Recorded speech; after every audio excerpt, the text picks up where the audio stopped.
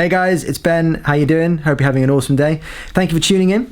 I want to talk to you about how I prepare for a gig, particularly because at the moment I'm getting ready for Toska playing the Arctangent Festival at the end of August, which I'm psyched about, but it's a big gig for us and I'm kind of going through the process of how I make sure I'm prepared for that. And I thought this would be an interesting thing to share because it's how I go about getting prepared for a particularly important gig. So let's get stuck into it. Now, first things first, you need to get your information together about the gig. So where is it? What's the venue like? Who else is playing? What's the promoter's name? How long is your set, for example? Are you opening the night? Are you headlining? And things like parking as well. Like, it might seem like small details, but they will absolutely make the day so much less stressful if you have all the information in one place. So the way we normally do this in Dorje and Toska is just using a simple shared calendar app. So we might use iCal on the Mac, for example, and everyone's shared with that. So as information comes in and you change it, everyone gets updated. It's pretty handy.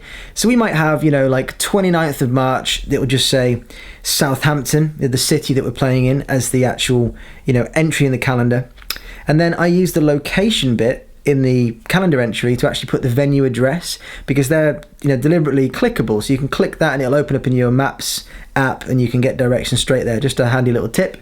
And then it depends how you want to do it. If you've got a pretty organized day and you need a lot of stuff happening that day, you can actually just put entries in on the day for like when's the first person setting off, whoever's driving the van, when you guys getting picked up. Is the gear being picked up from storage, for example? Like all these kind of things time wise. What time is load-in? In the UK, it's normally between 3 and 4 p.m. So then you've got to plan back from there and know kind of, what time you need to be setting off. Always allow plenty of time for traffic, particularly if it's an important gig. The last thing you want is to be turning up late, stressed. Trust me, I've been there. It's not fun. Better to be there early. Normally there'll be people at the venue, even if it's before load-in. You might be able to chuck your gear in early and then just go and chill for a bit until you actually needed, to set up and sound check. So have all that information in, when load-in is, when sound check is, and then what time you guys are actually on, your actual set time. And then it's important to know how long you're playing for, because that will allow you to plan your set. So say you've got an hour set, you're headlining, it's your band's EP launch or album launch, for example, so it's an important gig, you want to be prepared. Make sure you have all that information in a document somewhere and then get it into a calendar note on the day. Use the notes thing in the calendar entry to make sure that it's all in one place. So point number one, get your information about the gig in order and share it with everyone so everyone knows what is going down on the day. Number two, once you know how long your set is, you should write a set list. This is just a simple list of the songs, the order you're going to play them in, and then things like where there are guitar changes, where you might be playing in a different key, because it's useful for the band to know where, for example, the guitarist and the bassist might be putting down the guitars at the same time. So there's going to be like silence on stage. They're not going to be able to keep, ambient noises going. So sometimes on a set list, I'll write that in and I'll know when we're expecting a bit of silence. It's also useful for the front person, whoever's fronting the band, to know when that is, so they have the opportunity to talk and to kind of fill that gap. So there's lots of benefits to a set list, but one of the main ones for me is actually being able to prepare mentally the set. So you might be starting with a really, really intense track, or you might be finishing with a really, really intense track. Both those things are important to know, because you've got to pace yourself throughout the gig. You want to be giving it full energy, but that doesn't mean that you want to be giving it, that absolute balls out, just having it. Because if you've got your hardest tune at the end of the set, and as a drummer, you get to that and your forearms are just blown, then it's not good. So the set list kind of gives you all that information about how to pace yourself throughout the gig and how to kind of time the dynamics. So when you're putting that set list together, it's important to think about, the dynamics of the set as well. So when we're putting stuff together, we tend to look at, starting with a bang. You definitely want to come out like all guns blazing and be like, right, this is us, and play 2 or 3 big tunes. And then, maybe introduce the band at that point. You don't want to come on and just be like, hi, we're so-and-so. I would go on with a bang and just start. I think that's way cooler. And then you can start to bring the set down in the middle. So, like traditional sort of set shape in terms of dynamics would be come out big, a few tunes, and then bring it down for the middle of the set, and then pick it back up for the end of the set, and end on your best tune, end on something that you think the audience would know. So writing all your songs out and looking at, for example, how do you create that kind of carve in the set, but at the same time, how do you accommodate things like changes for guitars, is a really, really useful thing to do. So point number 2, write a set list. It will really help. So you've got your information for the day locked down, you've got your set list sorted. The next thing you need to do is get into the room and book some practice sessions, either on your own initially, if you just need to run through some parts and make sure you've got those bits down, but really with the band, that's where the work is going to happen. You've got to put the time in and practice. It's quite easy, I guess, to think, we'll just play through the songs that, the day before and it'll be fine. But you kind of want to be over practiced. And what I mean is you want to feel like you're sort of sick of the songs. It sounds stupid, but by doing it like that, you're almost bored of playing them. They're so locked in that you've absolutely got it down. And the reason for this is that when it's all kicking off on stage, and you just buzz in, having a great time, that adrenaline's flowing, you're just absolutely pumped on stage, things change, your perception of things change, and your memory of parts can be affected. It happens. You might be playing stuff too fast, or you might not be carving the right dynamics in the songs as you go, or you might just forget a part. And these things are way less likely to happen if you've practiced enough and you've practiced your parts on your own, so that you're going into a band practice, you've got it down, but also you've practiced as a band so that you guys all know, you've got your parts down, basically. That's what you're trying to get to. So it might sound obvious, but practice really is one of the most important elements, and there's no substitute for just putting the time and the work in, getting in the practice room, getting your parts down. If you're worried about the gig, or just a bit apprehensive, or you're feeling the pressure of wanting it to be a great show, then the best way that you can combat that and make sure it is a truly great show is by practicing your ass off. Basically, you just got to go and be like, right, it's time, I'm going to turn the phone off, I'm going to focus.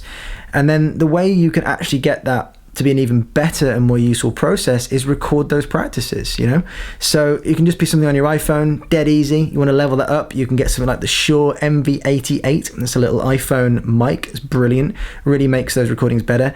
You can go up one more, you can get a little field recorder, little Zoom thing, chuck a mic in there. You want to go whole hog and you want to book out a day and you want to do like a pre-production thing, awesome. Bring some mics, bring an audio interface, mic up your whole band, record it, have a sit down, get some food, get a beer, sit down with your band and go, right, let's have a listen back, see how it went. Let's have a culture of open critique. That's really important if you're going to want feedback, and you're going to give each other feedback, is creating that atmosphere where you're like, look, if I say that bit wasn't particularly tight, then I'm just as open to you saying that bit wasn't particularly tight, or my pitch was a bit off there, and you got to all be on the same page that it's only done in the interest of making the band sound better.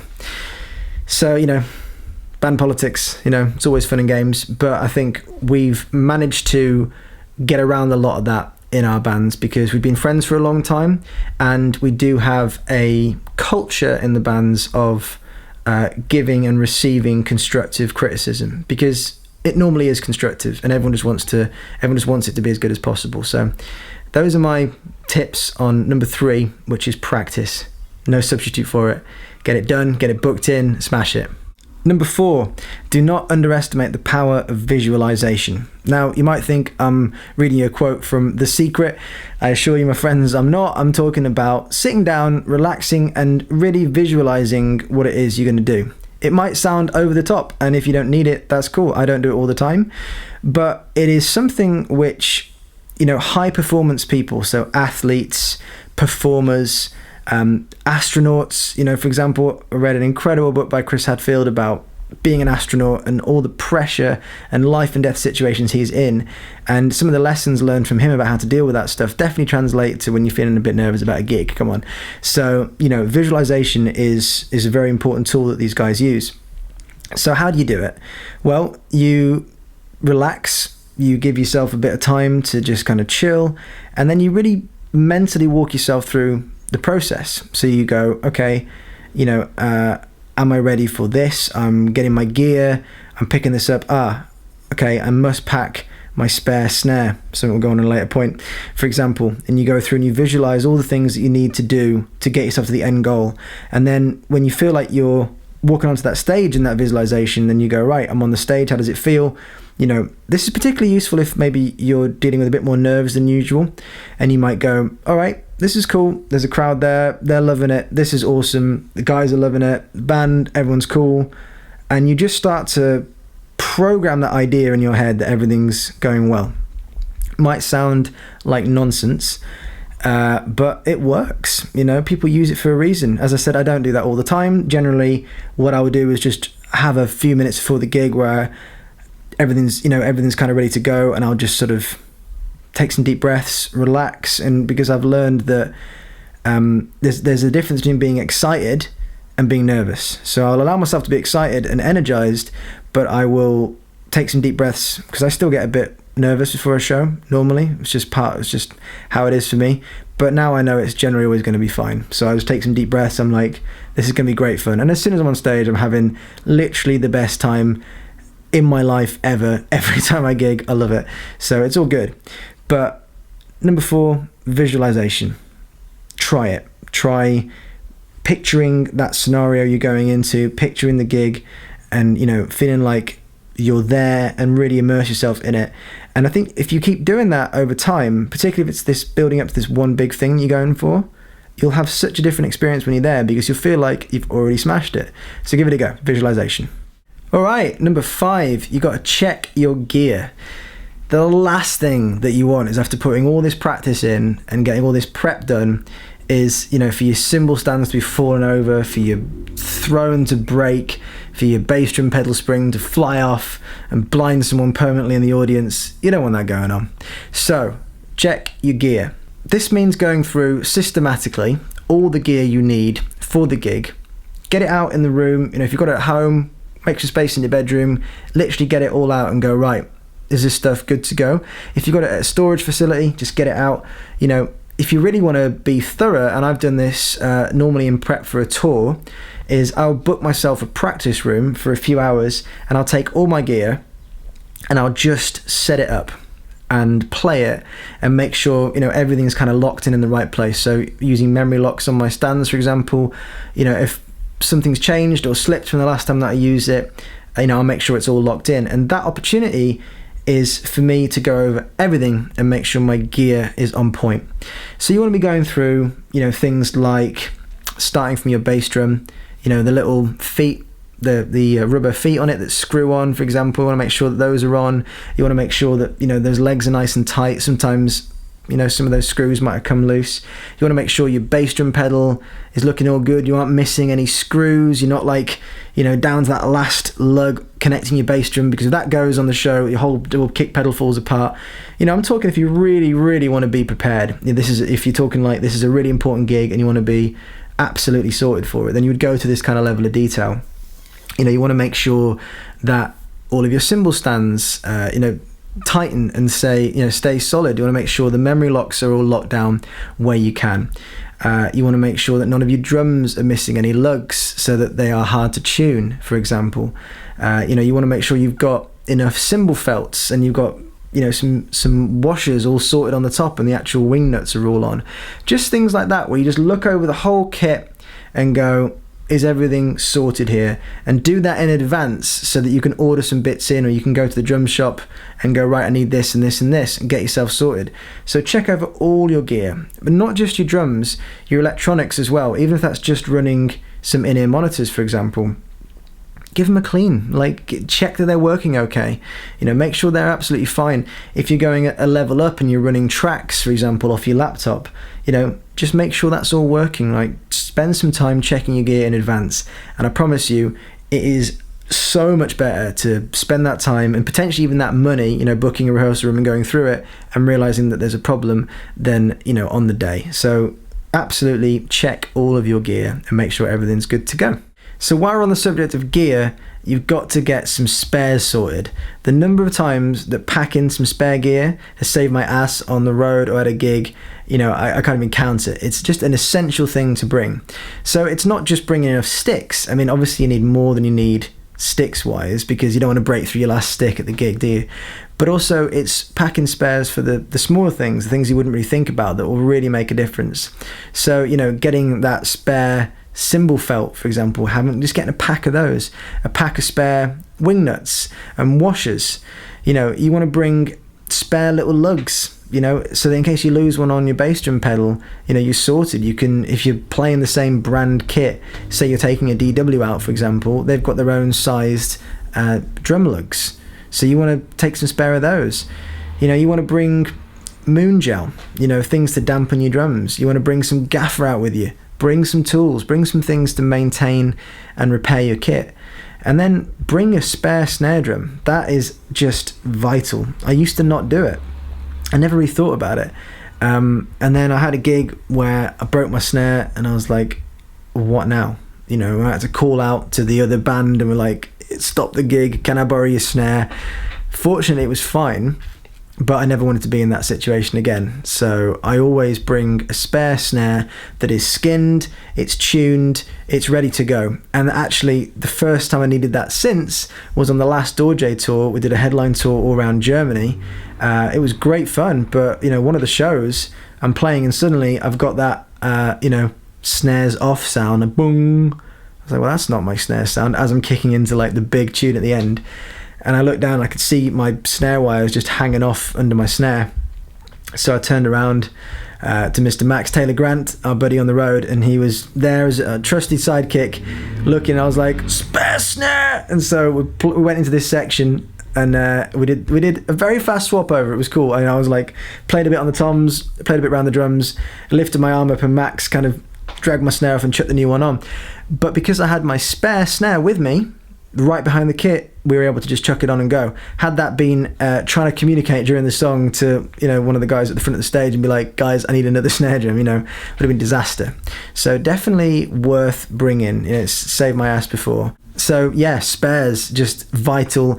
Get into the habit of bringing a spare snare drum, more than enough sticks, and a little emergency toolkit of all your bits you might need to repair, maintain your kit at the gig or on the road. And bring plenty of gaffer. It's just awesomely useful.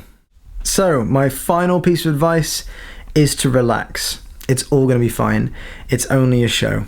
You know, it's easy to get worked up about stuff. But even when you make a mistake on stage, if you've practiced enough and you're comfortable enough as a band to recover from it, no one's going to notice. And even if they do, if you just smile about it, laugh it off, and kick in with more energy, it's fine. You know, so if you're worrying about an important gig, you need to relax. You need to relax throughout the process leading up to it. Follow these steps, go through your own thoughts and ideas and make sure you're all covered. Put the time in, there's no substitute for that. But when you actually get to the gig, look around, know that you're well prepared, know that people are there to see you. You know, you're going to have a great time. And just take 5 minutes, 10 minutes before the show to relax. Do some breathing, you know, drink some water, make sure you've had enough food, all the simple stuff. And just remember to enjoy, you know, so it's all good. It's all good. And that is as much advice to myself as anybody else, because sometimes I do get nervous for a show and all these things go through my head. I'm like, what if I mess that bit up? And do I really know that? And then I start practicing the bits like a minute before I go on stage on a practice pad.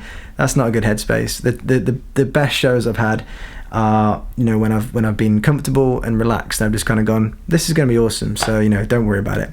So there you go. I hope that's useful. Let me know down in the comment section if I've missed anything out or there's anything you guys do that's a great way to prepare, and I hopefully learned something new off you guys. So thank you for watching, and I'll see you in the next video. And if all else fails, give up and become a bassist.